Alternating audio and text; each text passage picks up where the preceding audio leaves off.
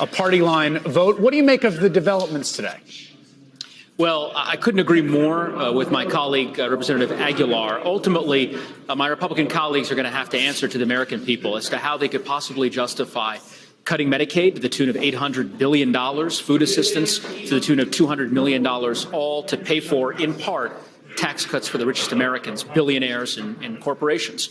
It's a betrayal of the middle class, and as you've noted on this program, not a single Democrat voted in support of this proposal tonight for exactly that reason. It's a reckless economic scheme that I ultimately believe will be deeply unpopular with the American people, and we're already starting to see some of that outrage in the town halls that have developed across the country over just the last few days. It's unfortunate that none of my Republican colleagues, at least at this juncture, it appears, are willing to stand up for their own constituents, but we'll have to see how this unfolds.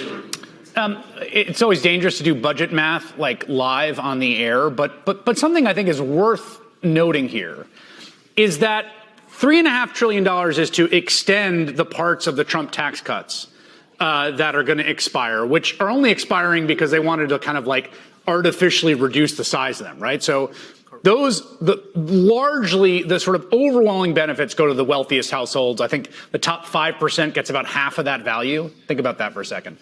But then because they want to add another business tax cut and more tax cuts on top of it, that's why they got to go hunting in the fields of Medicaid to try to cut that stuff to go more, right? Do I have that right?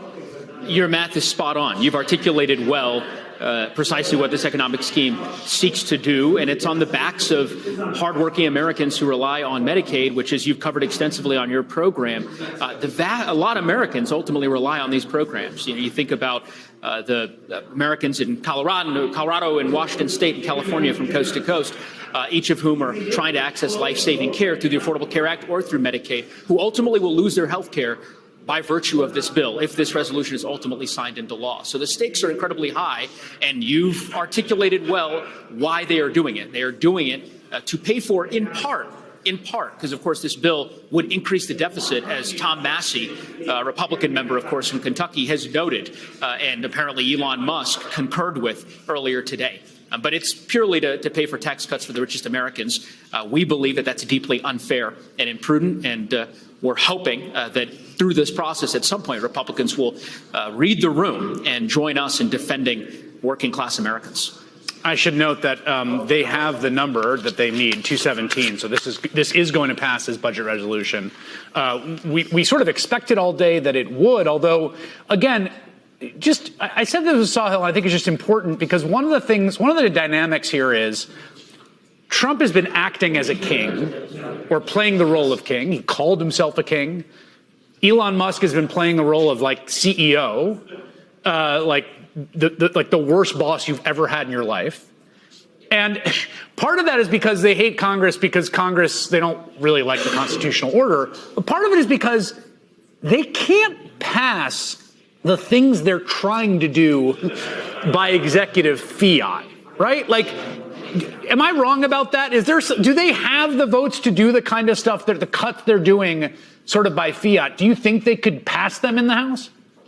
I think that remains an open question, Chris. I mean, I will just say I have been astounded to see my colleagues on the other side of the aisle capitulate time and time again. You could go back to the impeachment trial of 4 years ago that you covered so extensively.